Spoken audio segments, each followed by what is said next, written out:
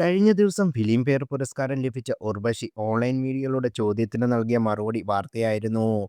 നടി ഗൗരി നന്ദയും നടൻ ഇന്ദ്രജിത്തുമാണ് ഉർവശിക്ക് അവാർഡ് നൽകിയത്. ഉർവശിയെ പോലൊരാൾക്ക് അവാർഡ് നൽകാൻ ഗൗരി നന്ദയ്ക്ക് പോലൊരാൾക്ക് അർഹതയുണ്ടോ എന്നായിരുന്നു മീഡിയയുടെ ചോദ്യം. ചോദ്യത്തിൽ നീരസം തോന്നിയെങ്കിലും പക്വമായ ഉത്തരവാണ് മറുപടിയാണ് ഉർവശി നൽകിയത്.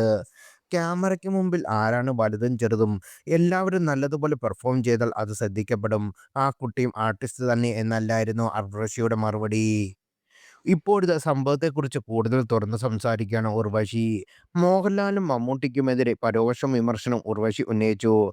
"വൺ ടു ടോക്സിക്" എന്ന അഭിമുഖത്തിലാണ് പരാമർശം. ഗൗരി എന്നയാൾക്ക് അവാർഡ് തന്നുകൂടെ? മറ്റൊരാൾക്ക് അവാർഡ് ദാന ചടങ്ങിൽ മമ്മൂട്ടിയും മോഹൻലാലും ഉണ്ടായിരുന്നിട്ടും എനിക്ക് അവാർഡ് തന്നത് ചാക്കോച്ചനാണ്. ഷീലാമ്മയ്ക്ക് അവാർഡ് കൊടുത്തപ്പോൾ അതേ മമ്മൂട്ടി കയറി വന്നു. എന്നിട്ട് എന്നെ ഇറങ്ങിപ്പോകാൻ സമ്മതിച്ചില്ല. മമ്മൂട്ടിയുടെ സ്ഥാനത്തിൽ ഞാൻ വേണമെന്നായിരുന്നു താനും.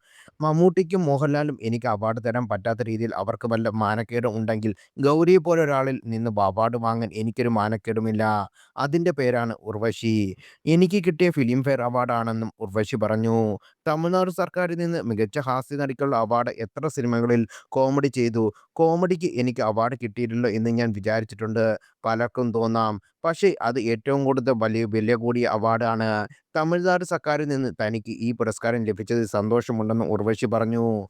ആദ്യമായാണ് മോഹൻലാലിനെയും മമ്മൂട്ടിക്കുമെതിരെ പരസ്യ വിമർശനം ഉർവശി നടത്തുന്നത്.